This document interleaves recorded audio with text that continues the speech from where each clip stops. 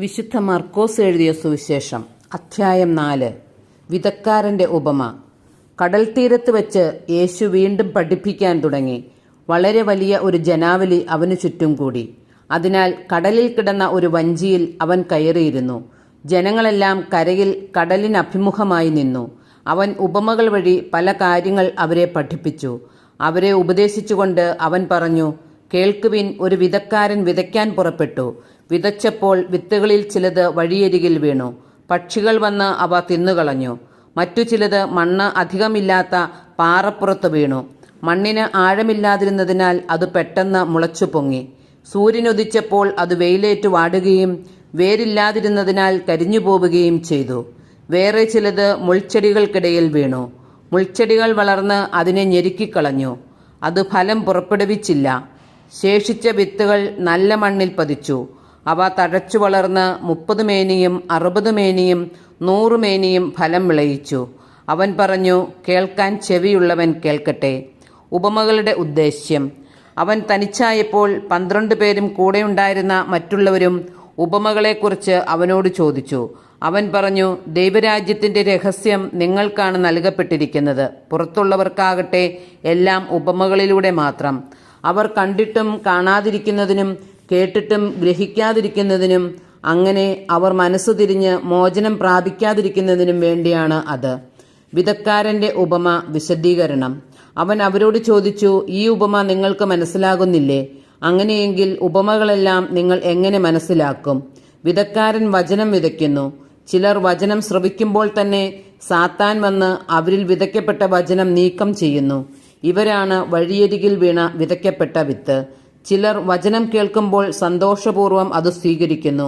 പാറപ്പുറത്ത് വിതയ്ക്കപ്പെട്ട വിത്ത് ഇവരാണ്. വേരില്ലാത്തതിനാൽ അവ അല്പസമയത്തേക്ക് മാത്രം നിലനിൽക്കുന്നു. വചനത്തെ പ്രതി ക്ലേശവും പീഡയും ഉണ്ടാകുമ്പോൾ തൽക്ഷണം അവർ വീണുപോകുന്നു. മുൾച്ചെടികൾക്കിടയിൽ വിതയ്ക്കപ്പെട്ടത് മറ്റു ചിലരാണ്. അവർ വചനം ശ്രവിക്കുന്നു. എന്നാൽ ലൗകിക വ്യഗ്രതയും ധനത്തിൻ്റെ ആകർഷണവും മറ്റു വസ്തുക്കൾക്ക് വേണ്ടിയുള്ള ആഗ്രഹവും അവരിൽ കടന്നുകൂടി വചനത്തെ ഞെരുക്കുകയും അത് ഫലശൂന്യമാവുകയും ചെയ്യുന്നു. നല്ല മണ്ണിൽ വിതയ്ക്കപ്പെട്ട വിത്താകട്ടെ വചനം ശ്രവിക്കുകയും സ്വീകരിക്കുകയും ചെയ്യുന്നവരാണ്. അവർ 30 മേനിയും 60 മേനിയും 100 മേനിയും ഫലം പുറപ്പെടുവിക്കുന്നു. ദീപം മറച്ചു വയ്ക്കരുത്. അവൻ അവരോട് പറഞ്ഞു, വിളക്കു കൊണ്ടുവരുന്നത് പറയുടെ കീഴിലോ കട്ടിലിൻ്റെ അടിയിലോ വയ്ക്കാനാണോ? പീഠത്തിന്മേൽ വയ്ക്കാനല്ലേ? വെളിപ്പെടുത്തപ്പെടാതെ മറഞ്ഞിരിക്കുന്ന ഒന്നുമില്ല. വെളിച്ചത്ത് വരാതെ രഹസ്യമായിരിക്കുന്നതും ഒന്നുമില്ല. കേൾക്കാൻ ചെവിയുള്ളവൻ കേൾക്കട്ടെ. അവൻ പറഞ്ഞു, നിങ്ങൾ ശ്രദ്ധിച്ചു കേൾക്കുവിൻ. നിങ്ങൾ അളക്കുന്ന അളവിൽ തന്നെ നിങ്ങൾക്കും അളന്നു കിട്ടും, കൂടുതലും ലഭിക്കും. ഉള്ളവന് നൽകപ്പെടും, ഇല്ലാത്തവനിൽ നിന്ന് ഉള്ളതുപോലും എടുക്കപ്പെടും. വിത്തിൻ്റെ ഉപമ. അവൻ പറഞ്ഞു, ദൈവരാജ്യം ഒരുവൻ ഭൂമിയിൽ വിത്ത് വിതയ്ക്കുന്നതിന് സദൃശം. അവൻ രാവും പകലും ഉറങ്ങിയും ഉണർന്നും കഴിയുന്നു. അവൻ അറിയാതെ തന്നെ വിത്തുകൾ പൊട്ടിമുളച്ച് വളരുന്നു. ആദ്യം ഇല, പിന്നെ കതിർ, തുടർന്ന് കതിരിൽ ധാന്യമണികൾ. ഇങ്ങനെ ഭൂമി ഫലം പുറപ്പെടുവിക്കുന്നു. ധാന്യം വിളയുമ്പോൾ കൊയ്ത്തിന് കാലമാകുന്നതുകൊണ്ട് അവൻ അരിവാൾ വയ്ക്കുന്നു. കടുകുമണിയുടെ ഉപമ. അവൻ വീണ്ടും പറഞ്ഞു, ദൈവരാജ്യത്തെ എന്തിനോട് താരതമ്യപ്പെടുത്തും? എന്ത് ഉപമ കൊണ്ട് അതിനെ വിശദീകരിക്കും? അത് ഒരു കടുകുമണിക്ക് സദൃശ്യമാണ്. നിലത്ത് പാകുമ്പോൾ അത് ഭൂമിയിലുള്ള എല്ലാ വിത്തുകളെയുംക്കാൾ ചെറുതാണ്.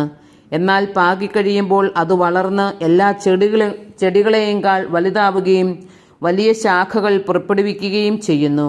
അങ്ങനെ ആകാശത്തിലെ പക്ഷികൾക്ക് അതിൻ്റെ തണലിൽ ചേക്കേറാൻ കഴിയുന്നു. അവർക്ക് മനസ്സിലാകും വിധം ഇത്തരം അനേകം ഉപമകളിലൂടെ അവൻ വചനം പ്രസംഗിച്ചു. ഉപമകളിലൂടെ അല്ലാതെ അവരോട് സംസാരിച്ചിരുന്നില്ല. എന്നാൽ ശിഷ്യന്മാർക്ക് എല്ലാം രഹസ്യമായി വിശദീകരിച്ചു കൊടുത്തിരുന്നു. കടലിനെ ശാന്തമാക്കുന്നു.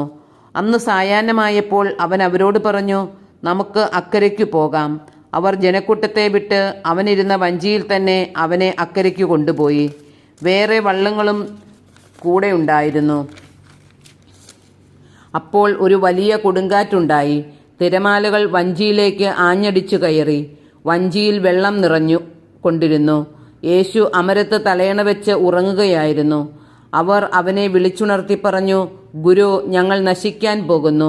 നീ അത് ഗവനിക്കുന്നില്ലേ?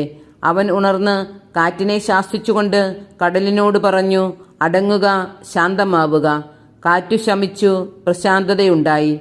അവൻ അവരോട് ചോദിച്ചു, നിങ്ങൾ ഭയപ്പെടുന്നതെന്ത്? നിങ്ങൾക്ക് വിശ്വാസമില്ലേ? അവർ അത്യധികം ഭയന്ന് പരസ്പരം പറഞ്ഞു, ഇവൻ ആരാണ്? കാറ്റും കടലും പോലും ഇവനെ അനുസരിക്കുന്നല്ലോ.